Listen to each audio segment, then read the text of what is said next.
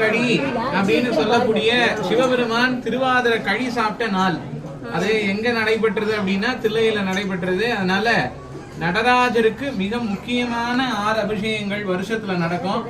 அந்த 6 அபிஷேகத்துல ரொம்ப முக்கியமானது இந்த ஆருத்ரா தரிசனம் என்று சொல்லக்கூடிய இந்த திருவாதிரை கழி பூஜை பண்ணி சாமிக்கு படைக்கக்கூடியது அன்னைக்கு நடக்கும். அதனால யாருக்கெல்லாம் திருவாதிரை கழி செய்ய தெரியுமோ அவங்க எல்லாருமே கோயிலுக்கு செஞ்சுட்டு வந்துருங்க.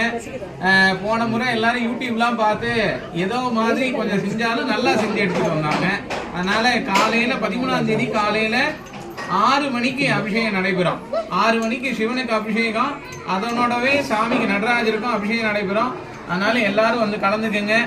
இது என்னோட கடமை. அதே போல எல்லாருக்கும் தமிழ் பொங்கல் திருநாள் நல்வாழ்த்துக்கள். எல்லாரும் கொஞ்சம் கவனமா நம்மளுடைய திருநாள் எல்லாருமே கொண்டாடுங்க. முடிஞ்ச வரைக்கும் தை 1ஆம் தேதி யாராவது வீட்டுல பொங்கல் வைக்கிறத இங்க வந்து கொஞ்சம் வச்சீங்கன்னா சாமிக்கு கொஞ்சம் படைக்கலாம். சரியா? யாருக்காவது விருப்பம் இருந்தா சாமிக்கு இங்கேயே வந்து படைங்க, இங்கேயே வந்து சமைங்க. சமைச்சு சூரிய பொங்கல்னு சொல்லக்கூடிய சூரியனுக்கு அன்னைக்கு நிவேத்தியமா படைச்சிட்டு சாமிக்கு அதையே நம்ம நிவேத்தியமா தனியா சாமிக்கு நிவேத்தியம் பண்ணலாம். அதனால விருப்பம் இருப்பவர்கள் கட்டாயம் வந்து தை 1ஆம் தேதி கலந்துக்கோங்க. எல்லாரும் புது ஆடைகள் எல்லாம் அணிஞ்சு பயங்கர எல்லாம் உற்சாகமா இருப்பீங்க. வர்றது ரொம்ப சந்தேகம் தான். இருந்தாலும் நான் இந்த மாதிரி செய்யணும்னு ஒரு ஆசை இருக்கு, அதுக்காக சொல்றேன். சரியா? நன்றி. சிவாய நம.